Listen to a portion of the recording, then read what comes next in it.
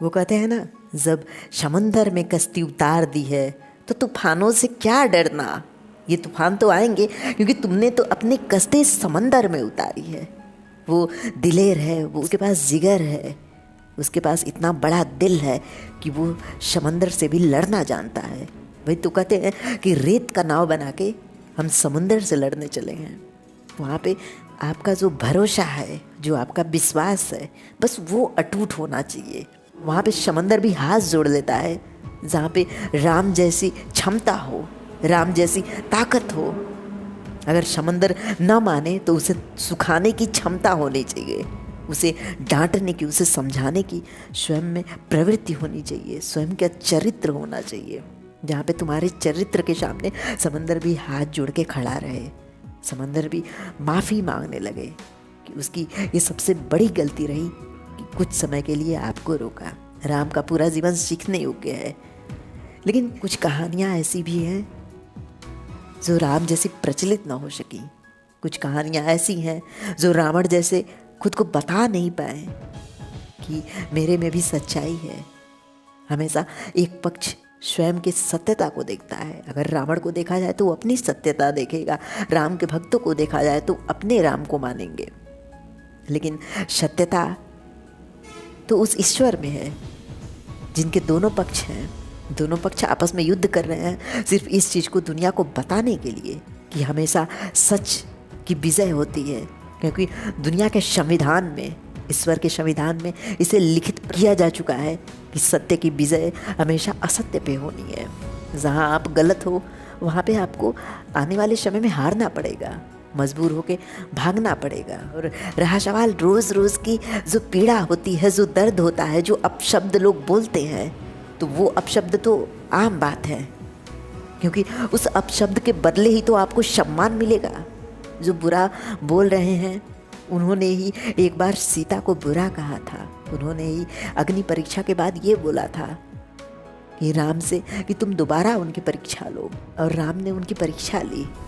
और वही जब सीता धरती में चली गई, अपनी माता के गोद में चली गई, तब वही लोग जिन्होंने राम से कहा था कि उस सीता की परीक्षा लो, उन्हीं लोगों ने सीता की पूजा की। एक राम की विवाहिता को उन्होंने देवी का स्वरूप बनाया।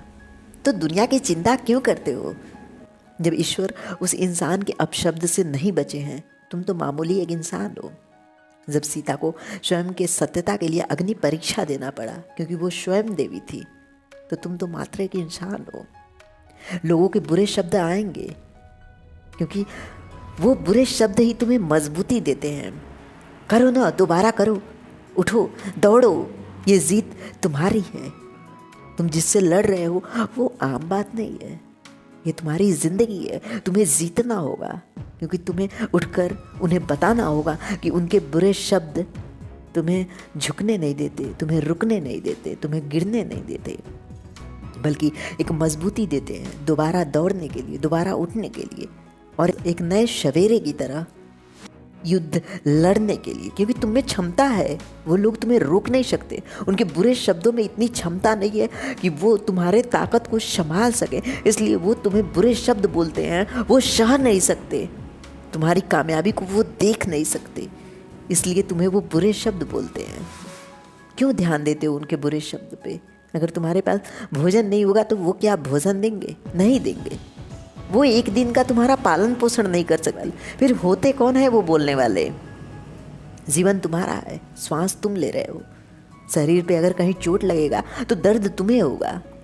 अगर मुस्कुरा रहे हो, अंदर से खुश हो, तो खुशी तुम्हें होगी, उन्हें नहीं। इसलिए अगर रो रहे हो तो तुम्हारे शरीर को पीड़ा होगा। अगर वो उनके शब्द, उनके अपशब्द बुरे लग रहे हैं तो तुम्हारे शरीर को बुरा लगेगा। इसलिए अपने जीवन को सुधारो, उनके बुरे शब्दों पे मत जाओ।